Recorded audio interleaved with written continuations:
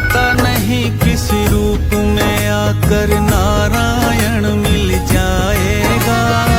निर्मल मन के दर्पण में वह राम का दर्शन पाएगा। आज का विषय है कि धन के कारण क्या क्या बदलाव आएंगे समाज में।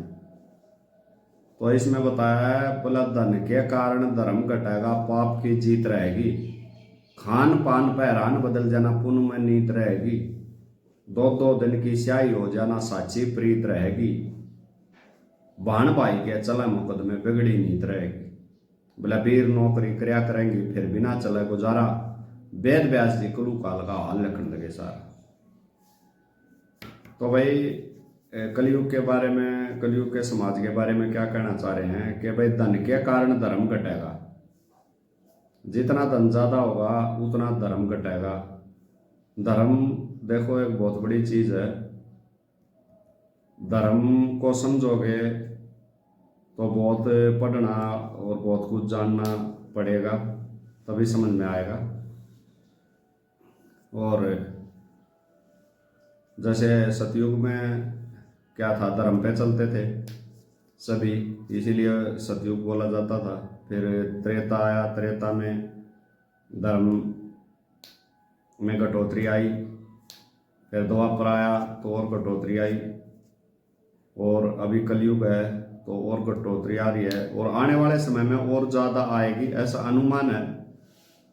बाकी हमारे और आपके ऊपर ही है कि भाई हम कटौती लाना चाहते हैं या नहीं लाना चाहते। तो इस विषय में थोड़ा जागरूक होना पड़ेगा।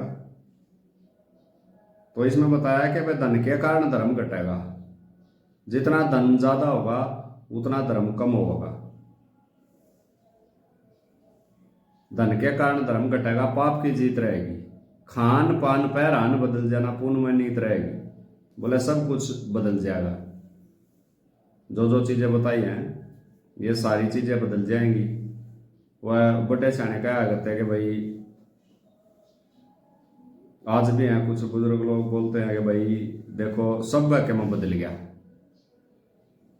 तो इसलिए धर्म को समझना जरूरी है कि धन के कारण धर्म घटेगा, पाप की जीत रहेगी, खान पान पहरान बदल जाना, पुण्य में नीत रहेगी, दो दो दिन की स्याही हो जाना, साची प्रीत रहेगी, अरबान भाई के चला मुकदमे बिगड़ी नीत रहेगी, बोले वीर नौकरी करया करेंगी फिर बिना चला गुजारा, और वेद व्यास जी कुलू काल का हाल लिखने लगे सारा। तो वही बोल रहे हैं कि वीर नौकरी करया करेंगे फिर बिना चला गुजारा। आदमी और औरत दोनों नौकरी करेंगे लेकिन गुजारा नहीं चलेगा। गुजारा क्यों नहीं चलेगा? ये नहीं है कि भाई दाल रोटी भी नहीं था अभी, गुजारा इसलिए नहीं चलेगा कि एक दूसरे की रीस करने लाग जाएंगे।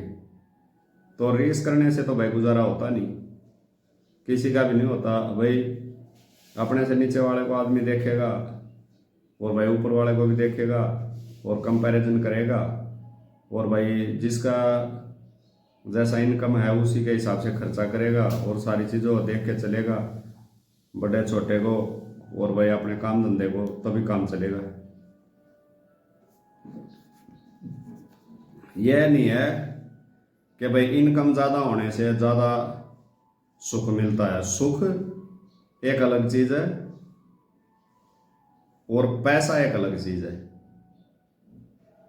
अगर सुखी जीवन जीना है तो पैसा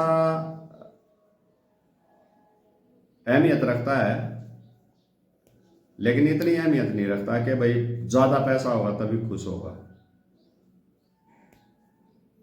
खुशी जीवन जीना है तो क्या है, जैसे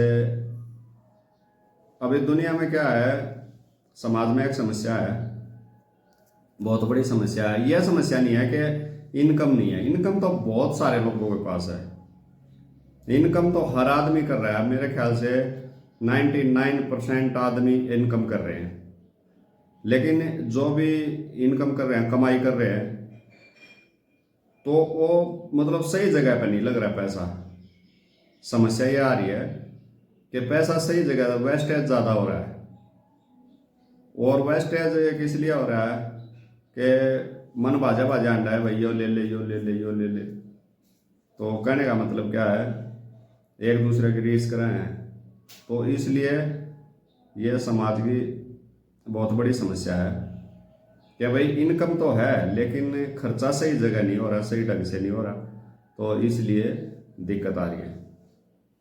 तो इस चीज़ को समझने की जरूरत है। बोला धन के कारण धर्म घटेगा, पाप की जीत रहेगी, खान पान पहरान बदल जाना, पुण्य में नीत रहेगी, 2-2 दिन की स्याही हो जाना, साची प्रीत रहेगी, और बाण भाई के चला मुकद में बिगड़ी नीत रहेगी। बोला वीर नौकरी करया करेंगे फिर बिना चला गुजारा, और वेद व्यास जी कलू काल का हाल लिखने लगे सारा।